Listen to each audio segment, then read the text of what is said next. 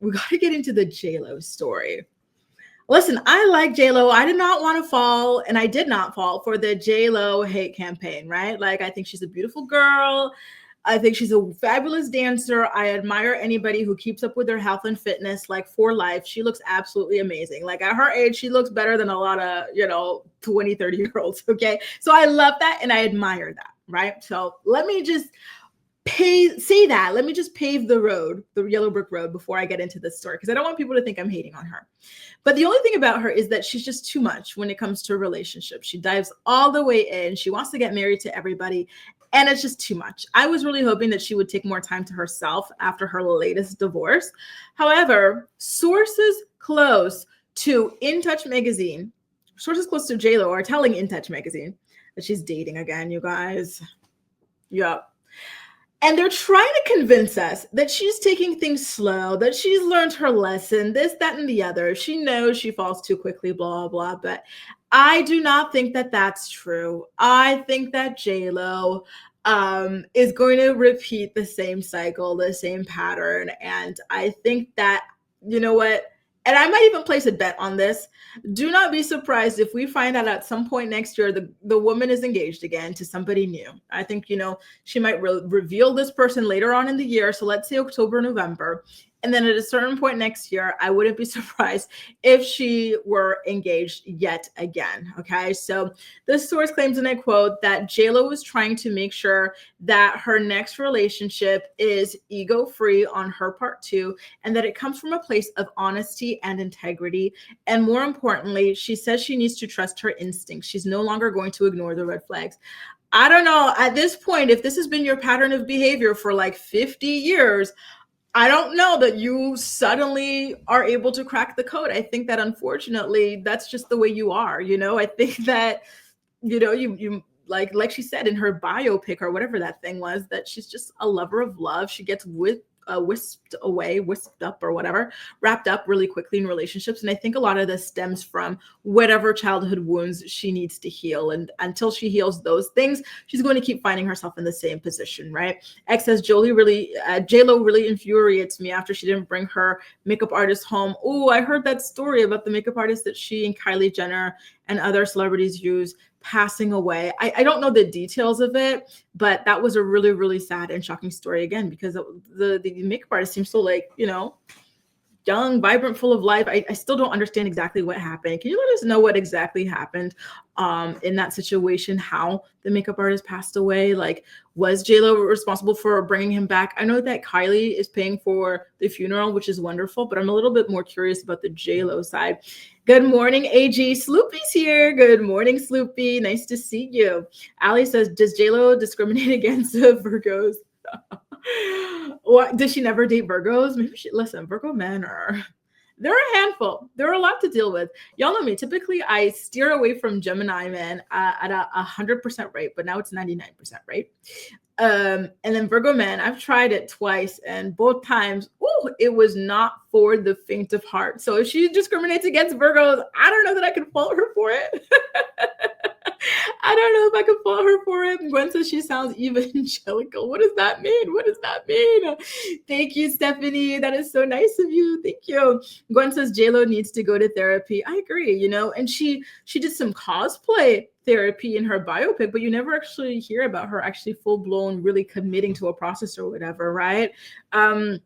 X says if she was in a different tax bracket, she would be a teen mom. Damn, y'all really are not feeling JLo. Damn. Steph says JLo doesn't want to die alone. It must be that. If not, I don't know. Right. And I think, I think she's trying to find a love, not to get all pseudo psychiatrist or whatever. I think it's maybe a love that's missing in herself.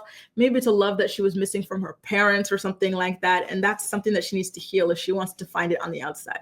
Because you know what, it's like what people say, that life is just like this echo chamber, this big illusion. It's all just in your head. And there are certain things that you need to resolve within yourself, crack the code on within yourself if you want to flourish in that area of your life outside of yourself. Because at the end of the day, people are just like mirrors of you and whatnot. And so I really hope that she's able to go down that route. You know what I think JLo would benefit from, to be honest with you guys?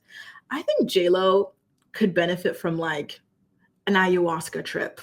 or like a shroom trip or something like that to get to the bottom of what really is her issue here, you know? And I think she could actually get a really, really, really good breakthrough if she were to go on that sort of like a journey and to really, truly look for the answers to these questions and be open to receiving and learning and adapting based on the information that she receives.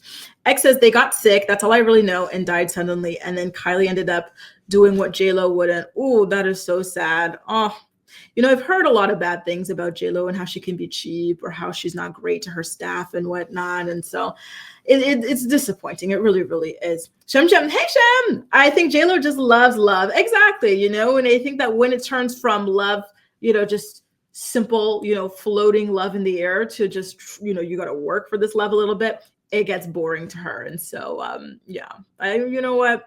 Good luck to her. Good luck, JLo. Good luck. I hope that this works out for her. But to be honest with you, until she figures out what really is the problem within herself, I don't think it will.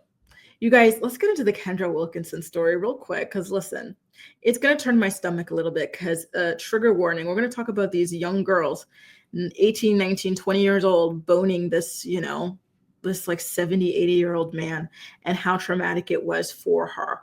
I'm not surprised that this is what she's dealing with because, again, it was not normal what was going on in there in the Playboy mansion. I'm still so disturbed for these young girls that their parents even allowed them to go over there and accepted it. It's all really disturbing. Did you guys used to watch that reality show, The Girls Next Door? Y'all know my parents were really strict about what we were allowed to watch. So I was not allowed to watch the show. However, I would sneak to watch it. When everyone would fall asleep, I'd be like, what are these girls talking about? And I always found it to be just so damn weird.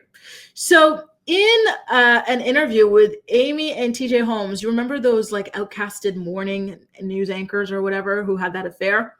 Well, she was talking to them on their podcast.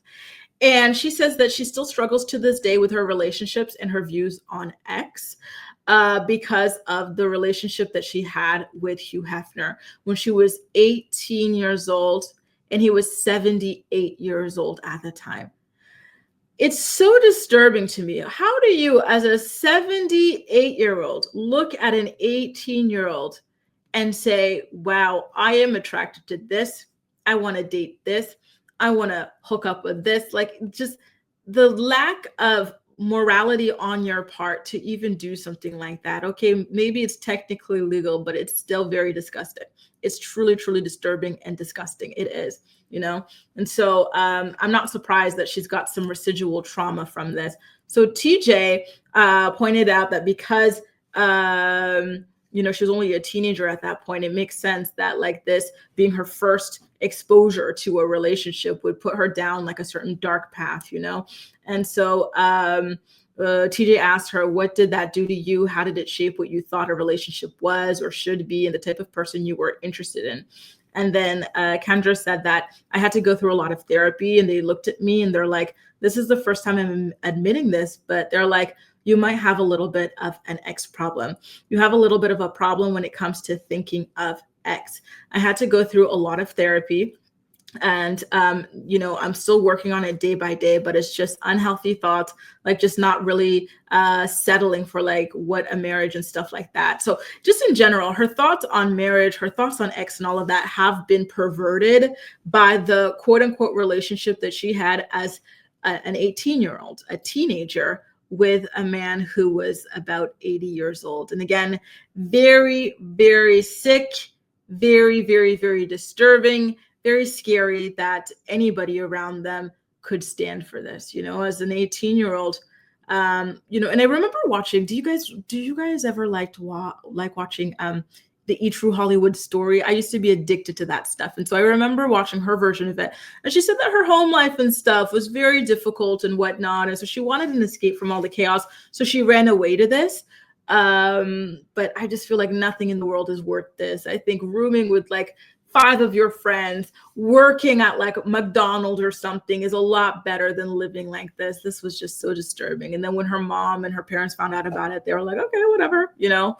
And I find that to be very disturbing. Like, my parents would have beat my ass. You know, how did her parents just accept this? Very, very weird stuff. Boss Lady used to watch the E! True Hollywood Story. It was something, wasn't it? I thought it was, oh, sorry, not E! True Hollywood Story, The Girls Next Door. It was so bizarre. All the little like throuple dates and this and that. It was so weird. It's like this grandpa watching his teenage or, you know, early 20s, like, granddaughters or something, just very creepy for perverted vibes. AG says, I thought it was kind of normal at a young age, but now that I'm older, I'm like, oh no, that is right. The things that, like, you know, and for us, it's like, okay, like our brains are different. They're not fully there at these ages, but there were people who were grown. Like, there were people who were like 30s, 40s, 50s, 60s, who saw all of this and facilitated it and thought it was just normal. It's so bizarre. It really, really is. And I hate that this was ever even put on television as like a normal thing for people, right? Right? This everything. Why? How? All of this because you wanted to make money or to become famous or to be featured in this magazine. It is just too damn much. I feel like people need to have limits at a certain point. Milan says, wasn't Kendra saying that Holly was lying? She's just a liar. And she was also a victim. I do remember her coming at Holly Madison when Holly was talking about her trauma involving Hugh Hefner. And that's weird. I think that all of these girls should be supportive of one another because all of them were exploited by this very creepy, very inappropriate, old man and all the people around him. And it's just not okay. I heard that they were forced to have all sorts of like group play and just all sorts of other weird things, all of these crazy strict rules. Like, they never actually really had access to money.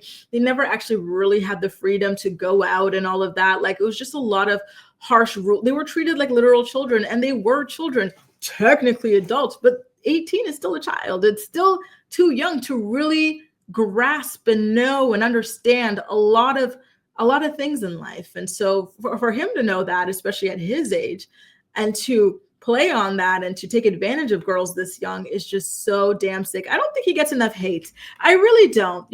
People, do you remember when people would do the tanning back in the 2000s and they'd have that like Playboy stencil or whatever? People get the tattoos. They had the trucker hats with people hung out with him, the Paris Hiltons and this and that, the Lindsays.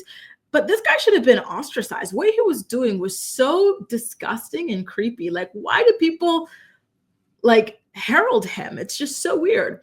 Shemjim says it's not normal, but men don't care. Exactly. And that's the thing. The only thing that stops them from getting with people even younger than that is the law. They do not care. They're weird. They're creepy. There's something wrong with a lot of them, and it's scary stuff. Sleepy says Kendra used him to catapult. And that's the thing. Like, why did these girls want to go that far to catapult themselves? And what is it about women and girls? Because I do think that that's something that should be discussed as well. There's something about women and girls. Is it the patriarchy? Is it something else? But like, why do you see them going to these extreme lengths for fame or money or whatever it might be? Like, you see some of these other relationships that these girls get into with these weird, strange people who are way too old for them, or just way too, like, really, girl, that, like, just in the name of money. There's one of these girls that I follow on TikTok. Her name is Adrian, and I actually like her. So this is not a diss on her. She's this pretty girl, and she was like 18, 19 when she met this guy, and he was like 50, 60. And, she married that guy. And again, what is a 60-year-old marrying an 18-year-old? Like, and then she talks about how she did it because she wanted to like live like, a trophy wife lifestyle. And you're like, why is this in young girls' heads? Like, you don't really see boys and men at 18 rushing, but maybe it's because their older women are not really attracted to young men or young boys, borderline men type things. I don't know. But honestly, it's a very scary, sick, weird world. And it makes me sad. Theo says, I could not stand Kendra on the show. She was so obnoxious. She still is, but to a lesser degree. She had one of those laughs. Sort of a laugh. She reminded me of Beavis and Butthead with her laugh. Cherio says, Holly and Bridget have been spilling the tea on what went down behind the scenes of Girls Next Door on their podcast. It's very, I'm going to have to dig into that podcast. I am, because again, I used to kind of dabble in watching The Girls Next Door. I could only watch it when like my parents and everybody was asleep or something. So I didn't get to like really watch it like that. So it's going to be really interesting to tune into that podcast. So thank you for mentioning that. Leola says Kendra used to sneak out also. Yeah, they had a curfew. I do remember her talking about that too. Oh my God, really, really sad stuff. I really hope that we can start educating young girls and, more especially men, because at the end of the day, they're young. These are teenagers. These are barely legal. These are children, right? So I think it's the men that need to be held more responsible. Like, how do you see someone who's like barely legal and go, oh, I'm attracted to that? It's so mind boggling to me. Y'all know I'm 31. Even like the idea of being with a 25-year-old man, I feel like a creep. I can't. Like, it's just, they're adults and stuff, but to me, I'm like, what am I gonna do with it? Like, they look so young. I don't get it. You're 80 years old. You're looking at this 18-year-old. You're like, wow, like what? Anyway,